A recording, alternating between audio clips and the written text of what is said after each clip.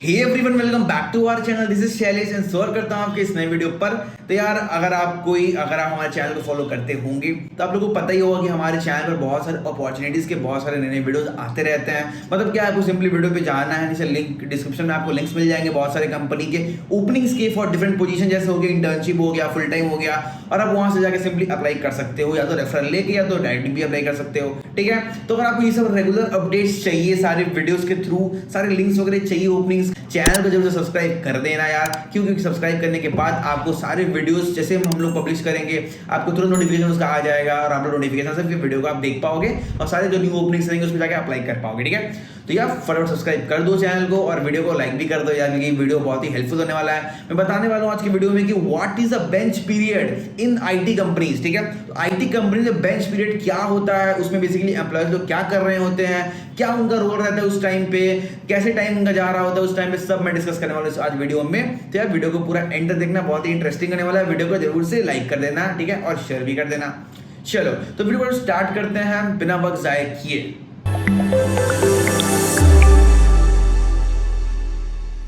तो fully start करने से बता दूं कि अगर आप जाओगे हमारे प्लेलिस्ट सेक्शन में तो वहां आपको Java, C plus plus, Python, DSA, ये सब का आपको पूरा प्लेलिस्ट मिल जाएगा, जहां हम लोगों ने बेसिक से लेकर पूरा एडवांस तक सब कुछ वहां सिखा दिया है। ठीक है, अगर आपको कुछ भी नहीं आता और अगर आप जॉब की प्रिपरेशन कर रहे हो, प्लेसमेंट की तैयारी कर रहे हो, तो वहां जाके आप सब कुछ सीख सकते हैं बिल्कुल फ्री में। Everything is free of cost, वहां जाके आप सीख सकते हो और फिर कॉमेंट्स में बता देना यार क्या आपको सीखने मिला वहां पर। ठीक है, तो आते पहले पॉइंट्स की तरफ। What is bench period in the IT companies की बेंच पीरियड होता क्या है, बेंच पीरियड बोलते किसको है बेंच पीरियड। ठीक है, तो वो पहले बात करते हैं। ठीक है, तो मोस्टली जब फ्रेशर कोई ज्वाइन करते हैं कोई भी कंपनी में, ठीक है, और वो मान लो उस बंदे को कोई प्रोजेक्ट असाइन नहीं होता है, ठीक है, तो पहले बता दूं मैं आपको कि बेंच पीरियड जो टर्म है वो बेसिकली आपका सर्विस बेस्ड कंपनी में यूज होता है। मैक्सिमम सर्विस बेस्ड कंपनी में ये बेंच पीरियड वाला पार्ट हो रहा होता है। ठीक है, तो कोई बंदा एज अ फ्रेशर ज्वाइन करता है कोई भी सर्विस बेस्ड कंपनी को, तो वहां बेसिकली क्या होता है, अगर मान लो उसको कोई नया प्रोजेक्ट मिल जाता है तो वेल एंड फाइन उसमें काम करेगा, बट गलती से या फिर मतलब कोई भी इश्यू अगर उसको कोई प्रोजेक्ट असाइन नहीं होता है तो वो खाली बैठा रहता है।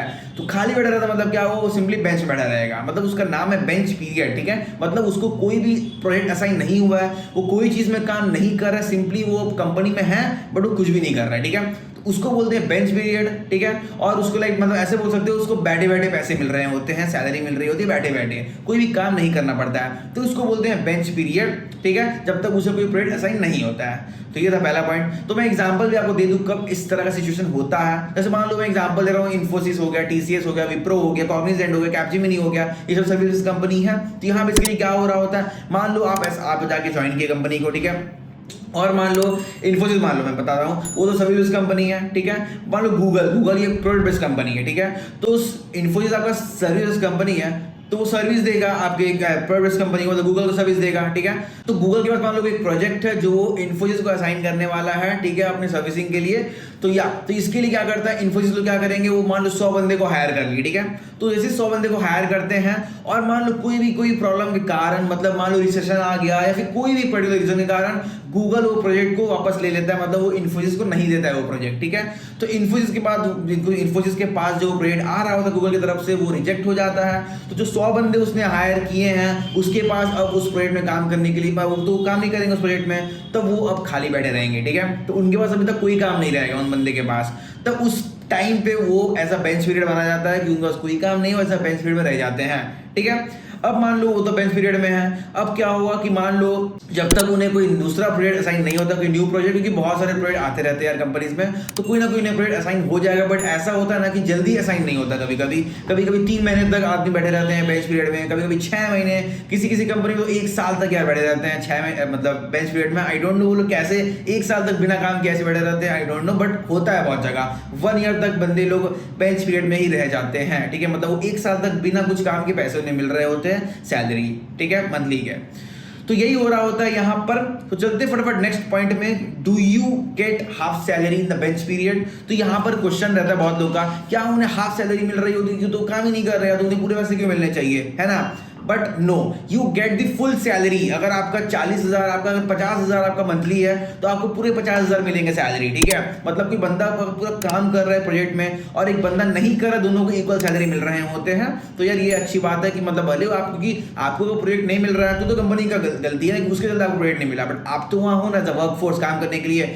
ठीक है। तो इसलिए सैलरी पूरी मिल रही होती है, उसमें कोई कटौती नहीं होती है, ठीक है। तो आपको तो फुल सैलरी तो मिल रही होती है, बट इसका इम्पैक्ट एक बहुत अच्छा जगह हो रहा होता है। कहाँ पर? जब आपका नेक्स्ट ईयर मान लो जब आपका इंक्रीमेंट होता है सैलरी में, अप्रेजल होते हैं, हाइक मिल रही होती है, तब जो बंदा पूरे साल काम कर रहा होता है उसके जो परफॉर्मेंस होंगे उसके बेसिस में उसको हाइक मिलेगी। बट जो बंदा मान लो 6 महीने तक बेंच पीरियड में ही था, ठीक है, बाकी 6 महीने काम किया, तो उसका तो एक्सपीरियंस थोड़ा कम हो गया ना, तो उसका मतलब इम्पैक्ट तो कम हुआ होगा कंपनी पर, तो इसलिए उसका हाइक थोड़ा कम हो रहा होगा। और जो बंदा 1 साल से बेंच पीरियड में बैठा रहेगा, उसने तो कुछ काम ही नहीं किया, तो उसकी हाइक ही नहीं होगी, ठीक है, उसका अप्रेजल ही नहीं होगा। तो ये सीन हो रहा होता, तो इसका इम्पैक्ट पड़ता है आपका अप्रेजल में, कि आपका जो सैलरी हाइक मिलता है आपको 1 साल के बाद, उसमें इम्पैक्ट पड़ रहा होता है, इसका मेजर इम्पैक्ट, ठीक है। अब बात करते हैं कि how you utilise the bench period. आप बेंच पीरियड को कैसे यूटिलाइज कर सकते हैं, कहाँ आप यूज कर सकते हो उसको, ठीक है। तो मान लो after you complete a project, मान लो आप एक प्रोजेक्ट कंप्लीट करते हो, then you go to a bench period. मतलब जैसे आपका ये प्रोजेक्ट खत्म होता है तो आप बेंच पीरियड में बैठ जाते हो, ठीक है, क्योंकि आपको उस समय कोई काम नहीं रहता, आपको कोई नया प्रोजेक्ट असाइन नहीं हुआ रहता उस समय तक, ठीक है। तो उस समय आप क्या कर सकते हो, आप प्रिपेयर कर सकते हो अपने आप को एक बेटर कंपनी में अप्लाई करने के लिए, ठीक है। आप कोडिंग आपको और कर सकते हो, आप कुछ सिस्टम डिजाइन वगैरह सीख सकते हो, आप कुछ मतलब अपने आप को आप प्रिपेयर कर सकते हो। फ्यूचर में कोई न्यू कंपनी ज्वाइन करना है, कोई अच्छी प्रोडक्ट बेस्ड कंपनी ज्वाइन करना है, तो उसके लिए आप अपने आप को प्रिपेयर कर सकते हो। या वो पूरा टाइम मिल रहा होता है, आपको कोई कंपनी कोई काम नहीं करना पड़ता है, आप तो फ्री बैठे हो, तो आप उसके लिए सीख लो। आपको कुछ जो नया आपको कंपनी में अप्लाई करना है उसके लिए आप प्रिपेयर हो सकते हो अच्छे से, ठीक है। तो ये हो रहा होता है कि अगर आप मतलब बेंच पीरियड में हो तो आप न्यू कंपनी के लिए प्रिपेयर कर सकते हो, ताकि आप स्विच कर पाओ बाद में जाकर, ठीक है। बट आपको अगर तुरंत ही आपको मतलब 1 महीने या फिर 15-20 दिन में आपको न्यू प्रोजेक्ट असाइन हो जाता है तो आप वहाँ रह सकते हो।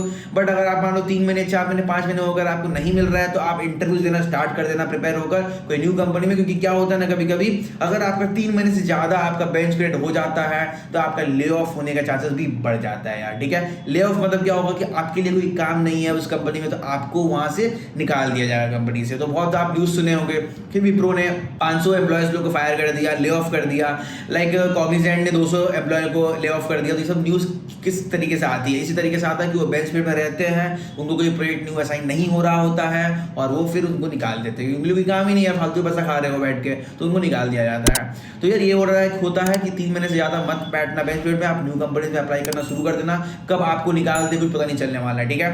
तो यार ये इसका थोड़ा एक नेगेटिव पॉइंट भी होता है यहाँ पर, ठीक है। अब आते हैं नेक्स्ट पॉइंट पे कि how do we get new project from the bench period. अगर आप बेंच पीरियड में बैठे हो तो आपको न्यू प्रोजेक्ट कैसे मिल सकते हैं, ठीक है। तो पहला पॉइंट तो ये है कि आपको या तो कंपनी असाइन कर देगी, आप 15 दिन 20 दिन 1 महीने 2 महीने 3 महीने ऐसे बैठे रहो, आपको अपने आप कंपनी आके न्यू प्रोजेक्ट दे देगी और आपको लाइक उस प्रोजेक्ट में असाइन होने के लिए आपको कुछ इंटरनल इंटरव्यूज भी देने पड़ते हैं यार। यहाँ ये भी सुनने को मिलता है, कभी कभी आपको कुछ इंटरनल इंटरव्यूज देने पड़ते हैं, अगर आप फिट हो उसके लिए तभी आपको वो असाइन होता है वाला प्रोजेक्ट, ठीक है। तो ये पहला पॉइंट है, इस तरह आपको मिल सकता है new project in a company from bench period. दूसरा क्या हो सकता है पॉइंट, अगर आपको मान लो 1 महीने 2 महीने हो गए आपको नहीं मिल रहा है, तो आप खुद सर्च कर सकते हो।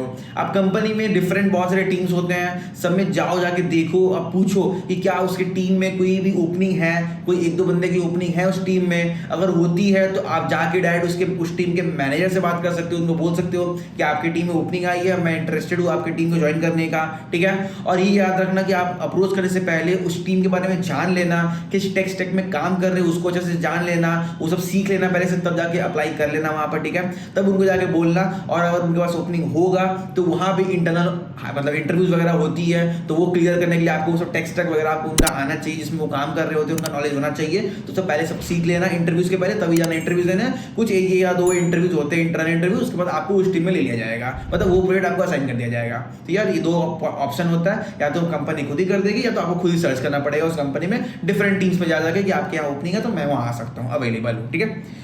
तो यार ये थे कुछ पॉइंट्स कि मतलब रिलेटेड टू बेंच पीरियड की आईटी कंपनी में बेंच पीरियड किसको बोलते हैं, ठीक है। सैलरी क्या हाफ मिलती है या नहीं, इसके बारे में हमने डिस्कस किया। बेंच पीरियड को आप कैसे यूटिलाइज कर सकते हो, आप खुद प्रिपेयर कर सकते हो दूसरी कंपनी में जाने के लिए, और आपको अगर प्रोजेक्ट चाहिए आफ्टर बेंच पीरियड तो वो कैसे कर सकते हो, ठीक है। तो यार यही था इसके लिए। तो वो भी याद रखना कि बेंच पीरियड में अगर आप बैठे हो बहुत देरी से और आपको लाइक ये भी है कि आपको मन नहीं करे इस कंपनी में काम करने का, आप सिंपली स्विच कर सकते हो जहाँ आपको ज़्यादा पैसे मिल रहे होंगे, ठीक है। क्योंकि पैसे के लिए स्विच कंपनी कोई भी कर सकता है यार, यहाँ पैसे ज़्यादा मिल रहे हैं वहाँ आराम से स्विच कर लो। बट ये भी याद रखना पैसा सब कुछ नहीं होता है, वहाँ काम भी अच्छा होना चाहिए। अगर आपको ज़्यादा पैसा मिल रहा है बट आपको काम अच्छा नहीं मिल रहा है तो बहुत लोग उसके लिए भी कंपनी छोड़ देते हैं, ठीक है। तो money is important but work is also important, कि वर्क में मजा आना चाहिए, ठीक है, काम करने में मजा आना चाहिए। तो यार यही था कुछ पॉइंट्स जो मैं बताया आपको related to bench period in IT companies. तो यार वीडियो अच्छी लगे तो लाइक कर देना। अगर वीडियो में मज़ा नहीं आया, कुछ भी मज़ा नहीं आया, कुछ भी हेल्पफुल नहीं लगा तो डिसलाइक भी कर देना। मैं उसके लिए कुछ नहीं बोलूँगा, मैं फोर्स नहीं करने वाला, क्योंकि लाइक वो आपके ऊपर, आपको अच्छा लगता है तो लाइक करो, नहीं तो डिसलाइक भी कर दो। और अगर चैनल में नए हो तो सब्सक्राइब भी कर देना यार, ये इस तरह के नए कंटेंट लाते रहते हैं, हमें मोटिवेशन मिलेगा अगर सब्सक्राइब करोगे तो, ठीक है। तो यही था इस आज के वीडियो में, होपफुली वीडियो अच्छी लगे तो सब्सक्राइब कर देना, ठीक है। तो मिलते किसी नई वीडियो में, तब तक के लिए bye bye, tata, see you again.